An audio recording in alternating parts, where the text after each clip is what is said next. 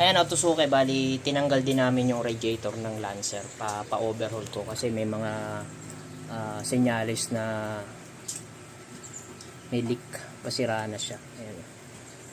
Tsaka itong thermostat. Kaya pala palagi yung ano niya, yung kanyang temperature gauge hindi umaangat kasi palagi naka-open yung ano, thermostat niya. Ayan o. Palagi na siyang nakabukas. So sira na. So palitan din natin tong thermostat ng Lancer 4G33 1982 model. Ayan. 1982 model Lancer box type. Ayan, Otosuke, bali tuloy pa rin yung gawa natin sa Lancer box type. Ito nga, sira yung thermostat niya. So naghanap ako ng thermostat. So medyo mahirap nga lang yung hanapin ang parts kasi medyo old model na, 82 model. So buti na lang nakahanap ako. So ito nga, kaso original nga lang nakuha ko. Ito. Ayan. Ayan, original. Ayan. Ayan. Tapos meron na siyang gasket na kasama. Ito. Ayan. So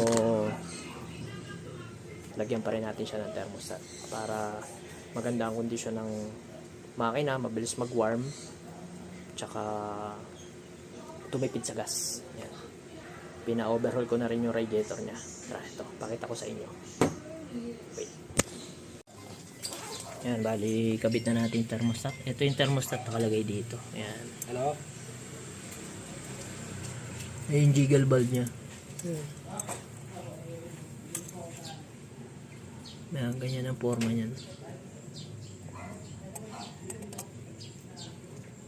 Yan ang forma niyan. So ito yung ano, yung radiator, yung pina-overhaul nating radiator. Yan.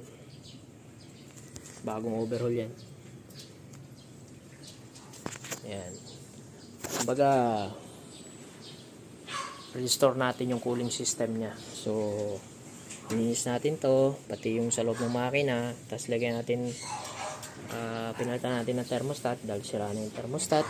Yan. Tapos coolant ang ilalagay natin. Ito, coolant. Yan.